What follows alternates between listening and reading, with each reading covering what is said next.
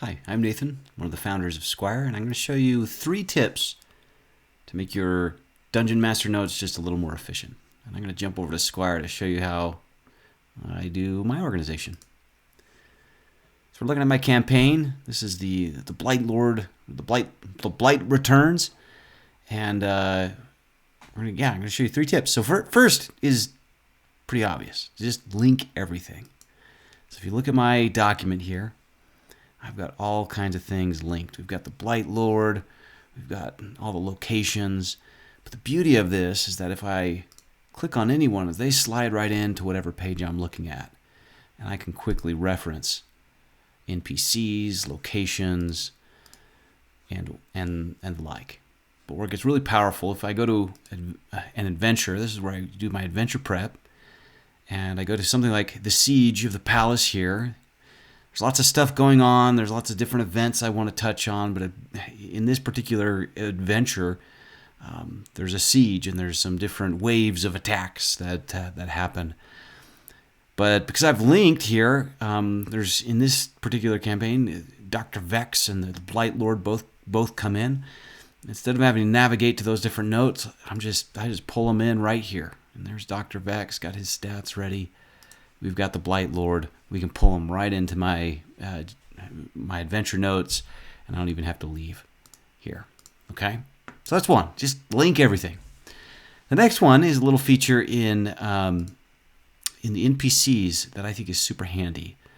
And so in this adventure, most things have happened in the city of Natlin. But if we go into one of these NPCs, we can see right up here. There's a little breadcrumb trail that tells you where this NPC is located. And if I hit this little move button, I can put them somewhere else. I can put them in a different city, or I can put them in a specific location. In this case, I actually want to put them in this Hastus Runebraid is the tavern keeper at the Leaky Yarn. So I can move him here into the Leaky Yarn, and it gives me that little breadcrumb. And so I can go directly to the Leaky Yarn and look at that. I can go to Natlin, and so I can kind of quickly navigate through my locations if depending on what I'm looking at. But another cool thing is that because I have all of these tagged in that way, I can really quickly say, oh, I need an NPC in Vastille, and I can pull up the couple that I have there. Or what about Natlin? Or who are all the patrons of the Leaky Yarn?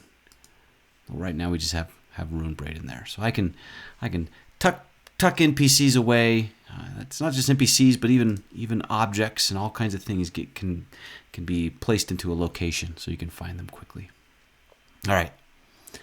Then my last little tip here is just about how you write your put the information on the page. So this is how I do it, but the tip is just to be consistent in the way that you write your NPCs, write your objects, write your locations. And what I do is I have a little quote block up here that always has their description. So this is something you can see it's above the player line, so it's always shared with the players, and it's visible. And then I may have some details. These are some things maybe that the players have learned and is visible to them. So everything for the players is above the line, and then I have a little description for them.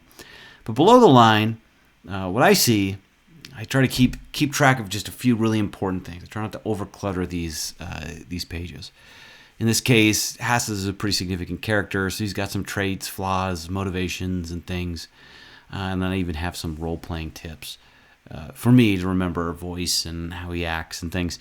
So again, the tip here is just organize these in a consistent way so that every NPC you open up, you know exactly how they're organized and look, and then just